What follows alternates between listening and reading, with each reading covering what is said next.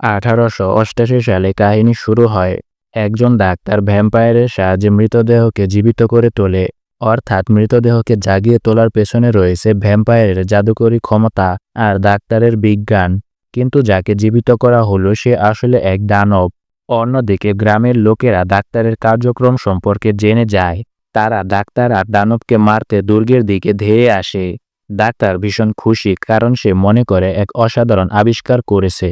কিন্তু তখন ভ্যাম্পায়ার প্রকাশ করে সে এই আবিষ্কার নিজের স্বার্থের জন্য ব্যবহার করবে, অর্থাৎ ভয়ঙ্কর উদ্দেশ্যে এই দানবকে কাজে লাগাবে।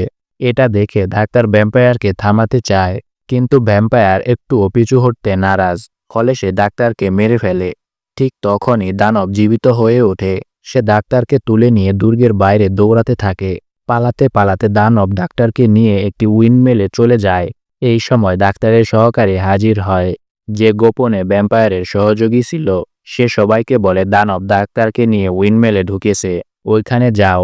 গ্রামবাসীরা উইন্ডমিল ঘিরে ফেলে এবং তাতে আগুন লাগিয়ে দেয়। ফলে ডাক্তার আর দানব দুজনেই ভেতরে পুড়ে মারা যায়। একই সময় ভ্যাম্পায়ার উড়ন্ত রূপে রূপান্তরিত হয়, অর্থাৎ ভ্যাম্পায়ার উড়তেও পারে। তার 3জন স্ত্রী আসে সেই স্থানে যেখানে দানব মারা যায়। ভ্যাম্পায়ার দুঃখী ও রাগান্বিত হয়ে পড়ে আর তার স্ত্রীদের চোখে জল, কারণ ভ্যাম্পায়ার দানবকে বাঁচাতে পারেনি। কিন্তু কেন দানবকে বাঁচাতে চেয়েছিল ভ্যাম্পায়ার, এই রহস্য প্রকাশ হবে কিছুক্ষণ পর। এরপর 1 বছর পরের সময় দেখানো হয়। এবার আসে মূল চরিত্র ভ্যান হেলসিং, যে একজন মনস্টার হান্টার, অর্থাৎ সে দানবদের ধরে মেরে ফেলে। এখানে ভ্যান হেলসিং একজন দানব ধরতে আসে, কিন্তু সেই দানবই তাকে আক্রমণ করে। ভ্যান হেলসিং এর দানবের সাথে লড়াই শুরু হয়। শেষ পর্যন্ত দানবটি মরে যায় এবং বিল্ডিং থেকে পড়ে যায়। দানবটিকে মারার পর ভ্যান হেলসিং নিজের দেশের চার্চে ফিরে আসে। সেখানে তার দেখা হয় এক পুরোহিতের সঙ্গে। এই পুরোহিতরা শয়তান ধ্বংস করার কাজে লিপ্ত। ভ্যান হেলসিং তাদের হয়ে কাজ করে। পুরোহিতরা ভ্যান হেলসিংকে জানায়, তোমার পরের মিশন হলো ট্রান্সিলভেনিয়ায় থাকা ভ্যাম্পায়ারকে হত্যা করা। আসলে সেই ভ্যাম্পায়ার সব শয়তানের রাজা। পুরোহিত আরও জানায়, অ্যানা নামের এক মেয়ে আর তার ভাই বহুদিন ধরে ট্রান্সিলভেনিয়ায় এই ভ্যাম্পায়ারের বিরুদ্ধে লড়ছে। কিন্তু ভ্যাম্পায়ার ভীষণ শক্তিশালী ও বিপজ্জনক। তাদের প্রচেষ্টা যথেষ্ট নয়। তুমি গিয়ে তাদের সাহায্য করবে। অ্যানার পরিবার গত 400 বছর ধরে ভ্যাম্পায়ারের সঙ্গে যুদ্ধ করে আসছে, কিন্তু এখনও তারা সফল হয়নি। পুরো পরিবার থেকে বেঁচে আছে শুধু অ্যানা আর তার ভাই। ভ্যান হেলসিং এই মিশনে অংশগ্রহণ করে। এই সময় তার দেখা হয় এক তরুণ পুরোহিতের সঙ্গে। সে ভ্যান হেলসিংকে নানা রকম অস্ত্র দেয়। সবচেয়ে বেশি ভ্যান হেলসিং এর ভালো লাগে ক্রসবো। ভ্যান হেলসিং তরুণ পুরোহিতকে রাজি করায় তার সঙ্গে যেতে, অর্থাৎ তারা দুজনে একসঙ্গে যাত্রা শুরু করে। অন্যদিকে অ্যানা আর তার ভাই ভ্যাম্পায়ারের শত্রু। তারা মিলে এক ওয়্যারউলফ ধরার ফাঁদ পাতে। ভয়ঙ্কর লড়াই করেও তারা সফল হয় না। শেষে অ্যানার ভাই নেকড়েকে আক্রমণ করে যখন নেকড়ে অ্যানার প্রাণ নিতে যাচ্ছিল, কিন্তু নেকড়ে ঝাঁপিয়ে পড়ে অ্যানার ভাইয়ের উপর। ফলে দুজনই পানিতে পড়ে যায়। অ্যানা দুঃখে কেঁদে ওঠে, কারণ তার মনে হয় তার ভাই মারা গেছে। কয়েকদিন পর ভ্যান হেলসিং ট্রান্সিলভেনিয়ায় পৌঁছায়, কিন্তু গ্রামের মানুষ তাকে পছন্দ করে না। ঠিক তখন ভ্যাম্পায়ারের 3 স্ত্রী গ্রামে আক্রমণ চালায়। অ্যানাকেও তারা ধরে ফেলে রক্ত খাওয়ার জন্য। এটা দেখে ভ্যান হেলসিং ভ্যাম্পায়ারের স্ত্রীদের সঙ্গে ভয়ঙ্কর লড়াইয়ে নামে। শেষ পর্যন্ত সে ক্রসবো দিয়ে একজন স্ত্রীকে মেরে ফেলে। বাকি 2 জন আতঙ্কে পালিয়ে যায়। অ্যানা দৃঢ় সিদ্ধান্ত নেয় যে সে একাই গিয়ে ভ্যাম্পায়ারকে শেষ করবে, কিন্তু ভ্যান হেলসিং জানতো এটা আত্মঘাতী হবে। তাই সে অ্যানার মাথায় আঘাত করে অজ্ঞান করে দেয়। জ্ঞান ফেরার পর অ্যানা আবার এক নেকড়ের মুখোমুখি হয়, কিন্তু দেখা যায় সে আসলে তার ভাই। ফ্ল্যাশব্যাকে দেখা যায় পাহাড় থেকে পড়ার সময় ওয়্যারউলফ তার ভাইকে কামড়ে দিয়েছিল। তাই তার ভাই ওয়্যারউলফে পরিণত হয়েছে। কারণ ওয়্যারউলফের কামড়ে মানুষও ওয়্যারউলফে পরিণত হয়, অর্থাৎ অর্ধেক মানুষ আর অর্ধেক নেকড়ে। এখন অ্যানার ভাইও ওয়্যারউলফে পরিণত হয়েছে। সে আনার কাছে স্বীকার করে সে ভ্যাম্পায়ারের গোপন রহস্য জানে। কি করতে যাচ্ছে ভ্যাম্পায়ার, আর তার একমাত্র চিকিৎসা ভ্যাম্পায়ারের কাছেই আছে। তাই সে ভ্যাম্পায়ারের নিয়ন্ত্রণে। এদিকে ভ্যান হেলসিং সেখানে এসে তাকে মারার চেষ্টা করে, কিন্তু আনার ভাই আবার নেকড়ে হয়ে পালিয়ে যায়। তাকে অনুসরণ করতে করতে ভ্যান হেলসিং আর আনা পৌঁছে যায় এক জায়গায়। সেখানে ভ্যাম্পায়ারের গোপন রহস্য প্রকাশ পায়। তারা অসংখ্য ডিম দেখতে পায়, যার মাধ্যমে ভ্যাম্পায়ার হাজার হাজার সন্তানের জন্ম দিতে চায় এবং তার প্রজাতি বাড়াতে চায়। এই উদ্দেশ্যে ভ্যাম্পায়ারের অতিরিক্ত শক্তি দরকার তার প্রজন্ম বাড়ানোর জন্য। আর আনার ভাইকে ভ্যাম্পায়ার নিয়ন্ত্রণ করেছে যাতে তার শরীরের শক্তি ব্যবহার করে সে নিজের সন্তানদের জীবিত করতে পারে। সে কিছু সন্তানকেও জীবিত করে তোলে। সন্তানরা জীবিত হয়ে গ্রামে গিয়ে মানুষের রক্ত চুষতে শুরু করে। অন্যদিকে ভ্যাম্পায়ার আর ভ্যান হেলসিং প্রথমবারের মতো মুখোমুখি হয়।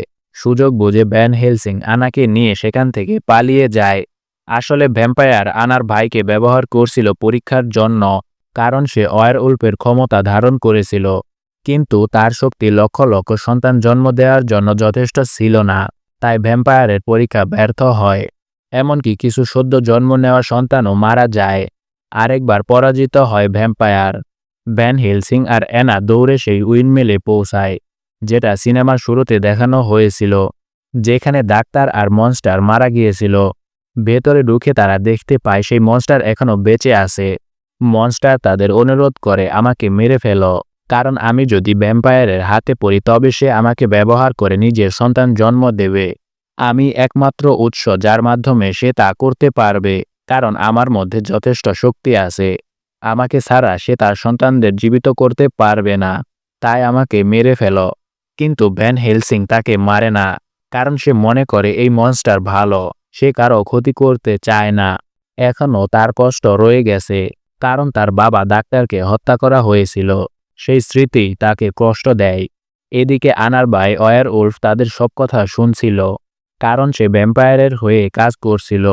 সে সবকিছু ভ্যাম্পায়ারকে জানিয়ে দেয় যে মনস্টার বেঁচে আছে, তাকে দিয়ে তার সন্তান জন্ম দেওয়া সম্ভব, তবে বদলে আমাকে সেই চিকিৎসা দিতে হবে যাতে আমি আবার মানুষ হয়ে যাই। অন্যদিকে অ্যানা মনস্টারকে শেষ করতে চায়, কিন্তু ভ্যান হেলসিং তাকে থামায়। সে বলে, আমি তাকে আমার দেশে নিয়ে যাব যেখানে সে নিরাপদ থাকবে, আর ভ্যাম্পায়ার তাকে আর কোনো পরীক্ষার জন্য ব্যবহার করতে পারবে না। তারা মনস্টারকে গাড়িতে বসিয়ে যাত্রা শুরু করে। পথে তাদের আক্রমণ করে ভ্যাম্পায়ারের দুই স্ত্রী। প্রচণ্ড লড়াই হয়, তবে ভ্যান হেলসিং আগে থেকেই জানত পথে আক্রমণ হতে পারে, তাই সে ফাঁদ পেতে রেখেছিল। সেই ফাঁদে পড়ে ভ্যাম্পায়ারের আরেক স্ত্রীও মারা যায়। একই সময় অ্যানার ভাই ওয়্যারউলফ আক্রমণ করে। ভ্যান হেলসিং তাকে মেরে ফেলে, কিন্তু মরা অবস্থায় সেই ওয়্যারউলফ ভ্যান হেলসিংকেও কামড় দেয়। ফলে ভ্যান হেলসিং নিজেও ওয়্যারউলফে পরিণত হওয়ার পথে। এই সময় ভ্যাম্পায়ারের তৃতীয় স্ত্রী এসে অ্যানাকে অপহরণ করে। সে বলে, যদি অ্যানাকে বাঁচাতে চাও তবে মনস্টারকে আমাদের হাতে তুলে দিতে হবে। ভ্যান হেলসিং রাজি হয় এবং বলে জনাকীর্ণ জায়গায় লেনদেন হবে। তারা উৎসবের এক স্থানে পৌঁছায়। ভ্যান হেলসিং মনস্টারকে আগে লুকিয়ে রাখে, কিন্তু ভ্যাম্পায়ারের সহযোগী মনস্টারকে ধরে নিয়ে যায়। ভ্যান হেলসিং অ্যানাকে নিয়ে অল্পের জন্য পালাতে সক্ষম হয়, তবে মনস্টারকে আর উদ্ধার করতে পারে না। এদিকে ভ্যান হেলসিং এর শরীরে ধীরে ধীরে ওয়্যারউলফের প্রভাব দেখা দেয়, তবে পুরোপুরি ওয়্যারউলফে পরিণত হতে চাঁদের আলো দরকার, আর পূর্ণিমা হবে দুদিন পরে। পরে তারা অ্যানার পরিবারের প্রাসাদে পৌঁছায়, যেখানে একটি দেয়ালে রহস্যময় চিহ্ন দেখতে পায়। অ্যানা জানায় তাদের পূর্বপুরুষরা এই দেয়াল বরাবর পরীক্ষা করেছেন। ভ্যান হেলসিং বুঝতে পারে দেশের চার্চ থেকে পাওয়া একটি কাগজের সাহায্যে এই দরজা খোলা যাবে। দরজা খোলার পর তারা সরাসরি ভ্যাম্পায়ারের প্রাসাদে প্রবেশ করে।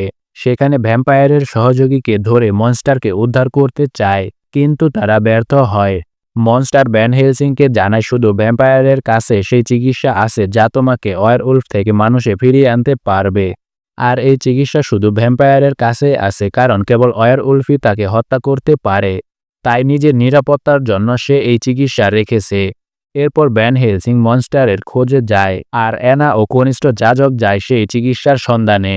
তারা অবশেষে ইনজেকশন খুঁজে পায়, কিন্তু ভ্যাম্পায়ারের সহযোগী তাদের আটকে রেখে পালিয়ে যায়। তখন তৃতীয় স্ত্রী আক্রমণ করে। অ্যানা আর কনিষ্ঠ যাজক কোনোভাবে পালাতে সক্ষম হয়। অন্যদিকে মনস্টারের উপর পরীক্ষা চালাতে থাকে যাতে ভ্যাম্পায়ারের সন্তান জন্ম নিতে পারে। ভ্যান হেলসিং তাকে মুক্ত করার চেষ্টা করে। হঠাৎ বিদ্যুতের আঘাতে মনস্টার মুক্ত হয়ে পড়ে যায়, আর সোজা ভ্যাম্পায়ারের স্ত্রীর উপর গিয়ে পড়ে। ফলে স্ত্রীটি মারা যায়। অবশেষে পূর্ণিমার রাতে ভ্যান হেলসিং পুরোপুরি ওয়্যারউলফে পরিণত হয়। ভয়ঙ্কর শক্তিশালী রূপে সে ভ্যাম্পায়ারের সঙ্গে লড়াই শুরু করে। লম্বা লড়াই শেষে ভ্যান হেলসিং ভ্যাম্পায়ারের গলায় কামড় বসিয়ে তাকে মেরে ফেলে, আর ভ্যাম্পায়ারের সন্তানরাও শেষ হয়ে যায়। অ্যানা ইনজেকশন হাতে নিয়েছিল যাতে ভ্যান হেলসিং মানুষে ফিরতে পারে, কিন্তু ওয়্যারউলফ রূপী ভ্যান হেলসিং ভুলবশত অ্যানার উপর আক্রমণ করে। এতে অ্যানা মারা যায়। তবে মৃত্যুর আগে অ্যানা তাকে ইনজেকশন দিয়ে দেয়। কিছু সময় পর ভ্যান হেলসিং আবার মানুষে পরিণত হয় এবং নিজের ভুলে কাঁদতে থাকে। সে অ্যানার মৃতদেহ কোলে নিয়ে শোকে কাতর হয়ে পড়ে। পরবর্তীতে অ্যানার দেহকে সমুদ্র তীরে দহন করা হয়। আকাশের দিকে তাকিয়ে ভ্যান হেলসিং অ্যানার হাসিমাখা মুখ মেঘে দেখতে পায়। অ্যানা তখন শান্ত, যেন তার বাবা মায়ের সঙ্গে মিলিত হয়েছে। ভ্যান হেলসিংও মৃদু হাসে। আর এখানেই সিনেমার সমাপ্তি ঘটে। তো বন্ধুরা, আজকের ভিডিও এ পর্যন্তই। ভিডিওটি ভালো লেগে থাকলে অবশ্যই একটি লাইক করে দিন এবং কমেন্টে জানান ভিডিওটি কেমন লাগলো। আর যারা চ্যানেলটিকে এখনও সাবস্ক্রাইব করেননি তাদের কাছে অনুরোধ রইল চ্যানেলটিকে সাবস্ক্রাইব করে বেল বাটন অন করে দিন। ধন্যবাদ।